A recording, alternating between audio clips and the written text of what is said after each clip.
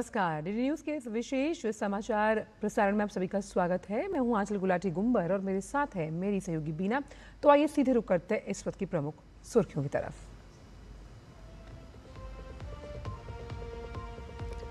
प्रधानमंत्री नरेंद्र मोदी की अध्यक्षता में हुई प्रगति की 53वीं बैठक। 9 राज्यों में 30,000 करोड़ रुपए से अधिक की विकास परियोजनाओं की समीक्षा की गई। प्रोजेक्ट्स की रफ्तार, गुणवत्ता और समय सीमा पर दिया गया जोर।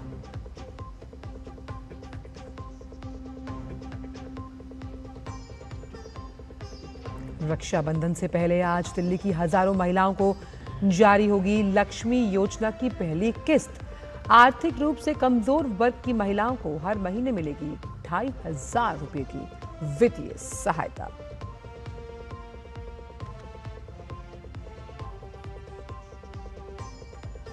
वित्त मंत्री निर्मला सीतारमण पहुंची टोरंटो।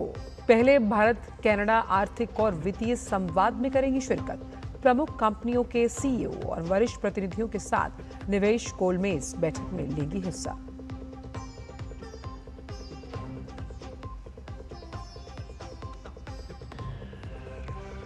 अरुणाचल प्रदेश, असम, मेघालय, उत्तर प्रदेश, उत्तराखंड, बिहार, छत्तीसगढ़ और पूर्वी राजस्थान में आज तेज बारिश का अनुमान। अगले 2 दिन तक दिल्ली में बादल छाए रहने और हल्की बारिश की संभावना।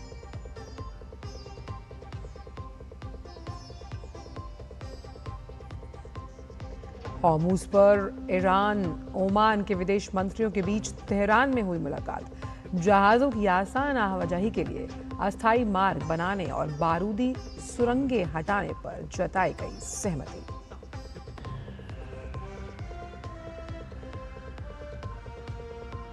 और खेल की खबरों में भारत के खिलाफ कोलंबो टेस्ट के चौथे दिन आज फॉलो ऑन बचाने के इरादे से उतरेगी श्रीलंका। फॉलो ऑन बचाने के लिए 39 रन की जरूरत।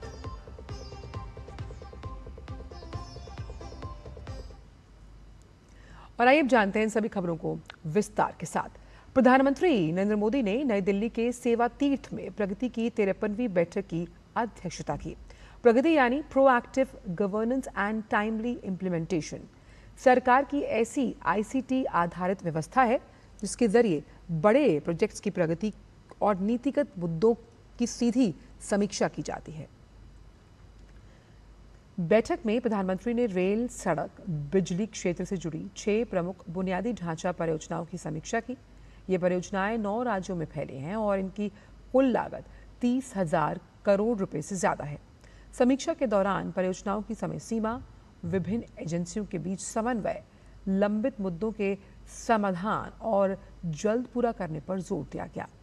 प्रधानमंत्री ने कहा कि बुनियादी ढांचा परियोजनाओं को अलग अलग हिस्सों या पैकेज के तौर पर नहीं बल्कि एकीकृत परियोजना के रूप में देखा जाना चाहिए। किसी एक हिस्से में काम पूरा होना तभी सार्थक है जब पूरी परियोजना समय पर पूरी होकर लोगों तक उसका लाभ पहुंचाए।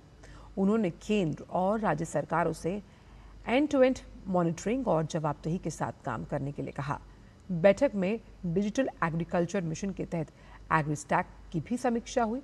प्रधानमंत्री ने कृषि डेटा का बेहतर इस्तेमाल करने और आर्टिफिशियल इंटेलिजेंस जैसी नई डिजिटल तकनीकों को कृषि क्षेत्र में अपनाने पर जोर दिया। इसके अलावा बैठक में साइबर फ्रॉड और डिजिटल अरेस्ट के मामलों पर भी चर्चा हुई। प्रधानमंत्री ने साइबर अपराधों की रोकथाम के लिए लगातार जागरूकता अभियान, प्रशिक्षण और साइबर सुरक्षा पर जोर दिया।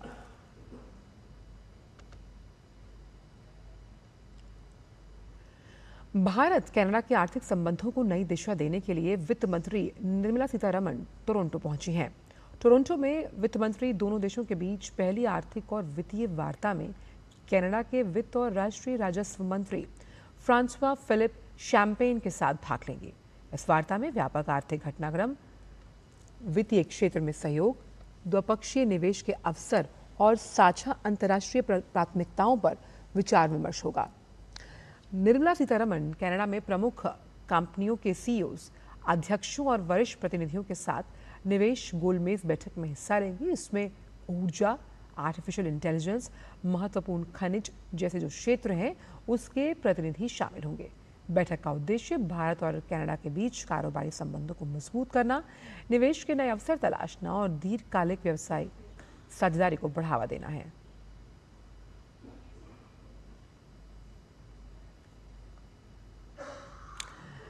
बढ़ते आगे, रक्षाबंधन से पहले आज दिल्ली की हजारों महिलाओं को दिल्ली की रेखा गुप्ता सरकार बड़ा तोहफा देने जा रही है। दिल्ली सरकार आज दिल्ली लक्ष्मी योजना के तहत पात्र महिलाओं को पेंशन के आधिकारिक पत्र सौंपेगी। इसके बाद अगले महीने की 1 तारीख से महिलाओं के खातों में पेंशन की रकम सीधी जमा होनी शुरू हो जाएगी। इस योजना के तहत आर्थिक रूप से कमजोर वर्ग की महिलाओं को हर महीने 2,500 रुपए की वित्तीय सहायता मिलेगी। आज तालकटोरा स्टेडियम में आयोजित होने वाले कार्यक्रम में लगभग 4,000 महिलाओं को दिल्ली सरकार की लक्ष्मी योजना के तहत स्वीकृति पत्र दिए जाएंगे। इस योजना में पंजीकरण कराने के लिए पोर्टल की शुरुआत 1 अगस्त को हुई थी। दिल्ली सरकार के मुख्यमंत्री कार्यालय के मुताबिक 9 लाख से ज्यादा लाभार्थियों ने पोर्टल पर पंजीकरण करवाया, जिनमें 6,52,000 पूर्ण आवेदन जमा किए गए। इस योजना के लिए दिल्ली चुनाव में भाजपा का मुख्य इसे चुनावी वायदा था ये, और सरकार ने इसके लिए 5,100 करोड़ रुपए का बजट आवंटित किया है।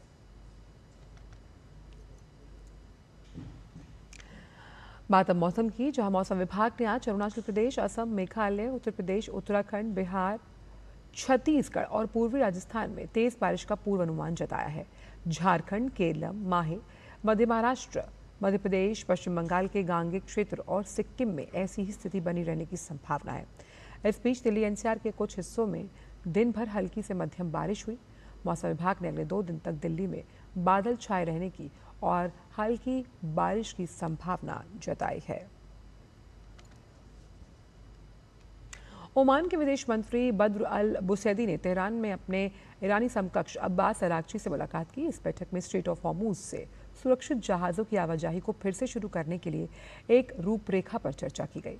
इस संकरे जलमार्ग के दोनों ओर स्थित इन देशों के एक संयुक्त बयान में कहा गया कि प्रस्तावित रूपरेखा में एक संयुक्त अस्थायी नेविगेशनल कॉरिडोर शामिल है। दोनों देश इस जलमार्ग से बारूदी सुरंगों को हटाने के लिए मिलकर काम करेंगे। बयान में कहा गया कि ईरान और ओमान एक स्थायी शिपिंग कॉरिडोर स्थापित करने और इस नब्रू मध्य के भविष्य के प्रशासन पर समझौते के लिए तकनीकी बातचीत रखेंगे। अमेरिका और इजराइल द्वारा ईरान पर हमला करने से पहले दुनिया के कुल व्यापारिक तेल का लगभग 5वां हिस्सा इसी हॉर्मुज स्ट्रेट से होकर गुजरता था। वहीं ईरान और ओमान के इस उभरते समझौते को अमेरिका स्वीकार करेगा या नहीं, ये स्पष्ट नहीं है।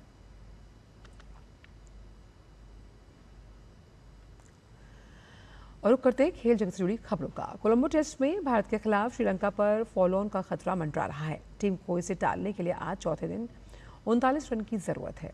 इससे पहले तीसरे दिन श्रीलंका ने भारत के खिलाफ पहली पारी में 265 रन पर 8 विकेट गंवा दिए। भारत ने पहली पारी में 503 रन बनाए। बारिश के कारण तीसरे दिन का खेल जल्दी समाप्त हुआ। श्रीलंकाई बल्लेबाज सोनल दिनुशा 85 और लाहिरू कुमारा 8 रन पर नाबाद लौटे। 2 मैच की टेस्ट सीरीज में भारतीय टीम 1-0 से आगे है और टीम का लक्ष्य कोलंबो टेस्ट को जीत से सीरीज को 2-0 से क्लीन स्वीप करने का है। और फिलहाल इस विशेष समाचार प्रसारण में इतना ही। मुझे और बीना को दीजिए अनुमति। नमस्कार।